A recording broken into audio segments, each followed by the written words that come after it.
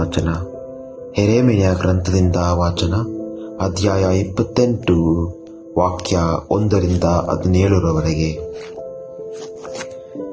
ಅದೇ ವರ್ಷದಲ್ಲಿ ಜುದೆಯದ ಅರಸ ಚಿದ್ಕೀಯನ ಆಳ್ವಿಕೆಯಲ್ಲಿ 4ನೆಯ ವರ್ಷದ 5ನೆಯ ತಿಂಗಳಲ್ಲಿ ಪ್ರವಾದಿಯಾದ ಅಜೂರನ ಮಗನೂ ಹಾಗೂ ಗಿಬಿಯೋನ್ ಊರಿನವನೂ ಆದ ಅನನ್ಯನು ಸರ್ವೇಶ್ವರನ ಆಲಯದೊಳಗೆ ಬಂದು ಯಾಜಕರ ಮತ್ತು ಸಕಲ ಜನರ ಮುಂದೆ ನಿಂತು ನನಗೆ ಹೀಗೆ ಹೇಳಿದ್ದ: ಇಸ್ರಾಯೇಲರ ದೇವರು ಸರ್ವಶಕ್ತರು ಆದ ಸರ್ವೇಶ್ವರನ ನುಡಿಯಿದು: ಬಾಬಿಲೋನಿನ ಅರಸನು ಏರೇರುವ ನೊಗವನ್ನು ಮುರಿದು ಬಿಟ್ಟಿದ್ದೇನೆ. ಬಾಬಿಲೋನಿನ ಅರಸನಾದ ನೆಬೂಕದ್ನೆಚ್ಚರನನ್ನು ಈ ಸ್ಥಳದಿಂದ ಬಾಬಿಲೋನಿಗೆ ಕೊಂಡೊಯ್ದು ಸರ್ವೇಶ್ವರನ ಆಲಯದ ಸಕಲ ಉಪಕರಣಗಳನ್ನು 2 ವರ್ಷಗಳೊಳಗಾಗಿ ನಾನು ಪುನಃ ಈ ಸ್ಥಳಕ್ಕೆ ಸೇರಿಸುವೆನು. ಯೆಹೋಯಾಕೀಮನ ಮಗನೂ ಯೂದಾಯದ ಅರಸನೂ ಆದ ಯೆಕೊನ್ಯನನ್ನು ಮತ್ತು ಬಾಬಿಲೋನಿನ ಸೆರೆಹೋದ ಎಲ್ಲ ಯೆಹೂದ್ಯರನ್ನು ಈ ಸ್ಥಳಕ್ಕೆ ಮರಳಿ ಬರಮಾಡುವೆನು. ಇದು ಸರ್ವೇಶ್ವರನ ನುಡಿ. ಆಗ ಪ್ರವಾದಿ ಯೆರೆಮೀಯನು ಸರ್ವೇಶ್ವರನ ಆಲಯದೊಳಗೆ ನಿಂತಿದ್ದ ಯಾಜಕರು ಮತ್ತು ಸಕಲ ಜನರ ಎದುರಿನಲ್ಲೇ ಪ್ರವಾದಿ ಅನನ್ಯನಿಗೆ, ಆಮೇನ್, ಸರ್ವೇಶ್ವರ ಹಾಗೆಯೇ ಮಾಡಲಿ. ಸರ್ವೇಶ್ವರ ತಮ್ಮ ಆಲಯದ ಉಪಕರಣಗಳನ್ನು ಸೆರೆ ಹೋದವರೆಲ್ಲರನ್ನು ಬಾಬಿಲೋನಿನಿಂದ ಈ ಸ್ಥಳಕ್ಕೆ ಪುನಃ ಬರಮಾಡಲಿ. ನೀನು ನುಡಿದ ಮಾತುಗಳನ್ನು ನೆರವೇರಿಸಲಿ. ಆದರೆ ನಾನು ನಿನ್ನ ಮಾತು ಸಕಲ ಜನರ ಕಿವಿಗೆ ಬೀಳುವಂತೆ ನುಡಿಯುವ ಈ ಮಾತನ್ನು ಗಮನಿಸು. ನನ್ನನ್ನು ನಿನ್ನನ್ನು ಹಿಂದೆ ಪುರಾತನ ಕಾಲದಿಂದ ಪ್ರವಾದಿಗಳು ಅನೇಕ ದೇಶಗಳಿಗೂ ದೊಡ್ಡ ದೊಡ್ಡ ರಾಜ್ಯಗಳಿಗೂ ಯುದ್ಧ, ಆಪತ್ತು, ವಿಪತ್ತು, ಕಾಯಿಲೆ, ಕಷ್ಟ ಇಂಥವುಗಳನ್ನು ಸಾರುತ್ತಿದ್ದರು.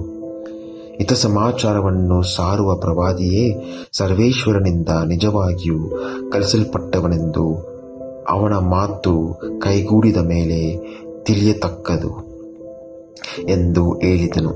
ಆಗ ಪ್ರವಾದಿ ಅನನ್ಯನು ಪ್ರವಾದಿ ಯೆರೆಮೀಯನ ಹೆಗಲಿನಿಂದ ನೊಗವನ್ನು ತೆಗೆದು ಮುರಿದು ಹಾಕಿದ್ದಾನೆ. ನೆರೆದಿದ್ದ ಜನರೆಲ್ಲರ ಮುಂದೆ ಸರ್ವೇಶ್ವರನೇ ಹೇಳಿದ್ದಾರೆ.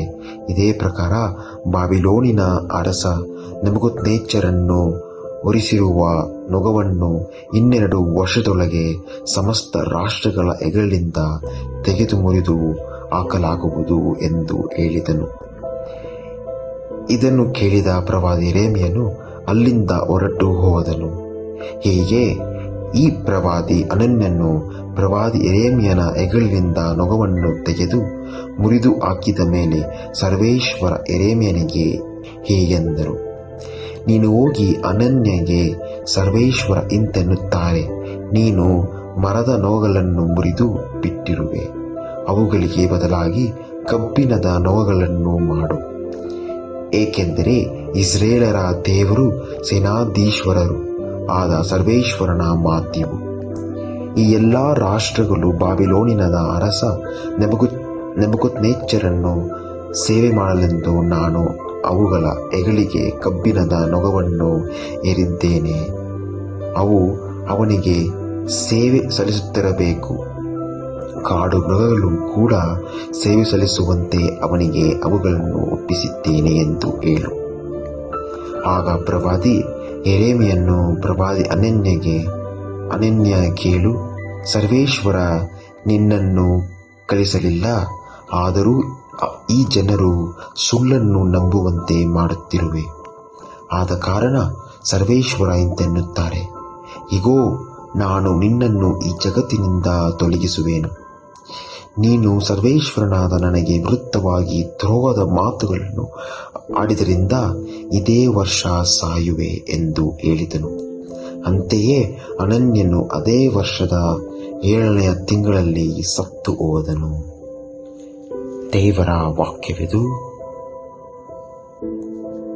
ಸಂತ ಮತ್ತಾಯನು ಬರೆದ ಶುಭ ಸಂದೇಶದಿಂದ ವಾಚನ. ಅಧ್ಯಾಯ 14, ವಾಕ್ಯ 13-21.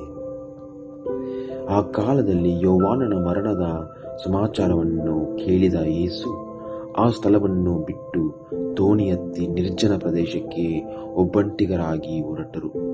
ಇದನ್ನು ತಿಳಿದುಕೊಂಡ ಜನರು ಊರುಗಳಿಂದ ಹೊರಟು ಗುಂಪು ಗುಂಪಾಗಿ ಅವರ ಹಿಂದೆಯೇ ಕಾಲ್ದಾರಿಯಲ್ಲಿ ನಡೆದು ಹೋದರು.